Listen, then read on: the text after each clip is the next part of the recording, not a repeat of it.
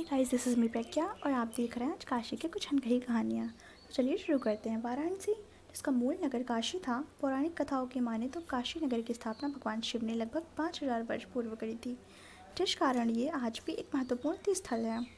ये हिंदुओं की पवित्र नगरी सप्तपुरियों में से एक है। सप्तपुरियों, जिनको 7 नगर या तीर्थ स्थान जो कि मोक्षदायक कहे गए हैं, उन्हें माने जाते हैं, जो कि हैं अयोध्या, मथुरा, हरिद्वार, काशी, कांची, अवंतिका और द्वारिका। स्कंद पुराण, रामायण एवं महाभारत सहित प्राचीनतम ऋग्वेद जैसे कई ग्रंथों में काशी नगर के उल्लेख के बारे में बताया गया है।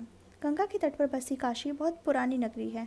इतने प्राचीन नगर इस पूरे संसार में बहुत कम ही हैं। हजारों वर्ष पूर्व कुछ नाटे कद के सांवले लोगों ने इस नगर की नींव रखी थी। तब यहाँ कपड़े और चांदी का व्यापार शुरू हुआ था। कुछ समय बाद कुछ गोरे और लंबे कद वाले लोगों ने उनसे इस काशी नगरी को उनसे छीन लिया था। वे लोग अपने आप को आर्य कहते थे। आर्यों की अपनी कुल और अपनी जातियाँ थीं। काशी में चंद्रकुल की स्थापना हुई। महाभारत पूर्व मगध में राजा जरासंध ने राज्य किया और काशी भी उसी साम्राज्य में मिल गई।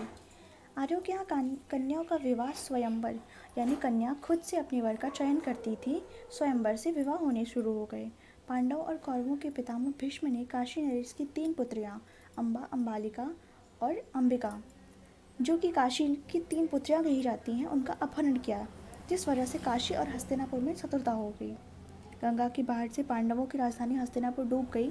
तब पांडव ने वर्तमान प्रयागराज जिले में यमुना किनारे कौशाम्बी में नई राजधानी बनाई और वहां बस गए। उनका राज्य वत्स कहलाया और काशी पर मगध की जगह अब वत्स का अधिकार हुआ। इसके बाद ब्रह्मदत्त नाम के राजकुल का काशी पर अधिकार हुआ। उस कुल में बड़े पंडित शासक हुए और ज्ञान में पंडिताई ब्राह्मणों से क्षत्रियों के पास पहुंच गई। उपनिषद काल में जनकपुर के शासक जनक हुए, जिनके दरबार में याज्ञवल्क्य जैसे ज्ञानी महर्षि और गार्गी जैसे पंडिता नारियां शास्त्रार्थ करती थी। शास्त्रार्थ का मतलब होता है जब 2 विद्वान पंडित आपस में बातचीत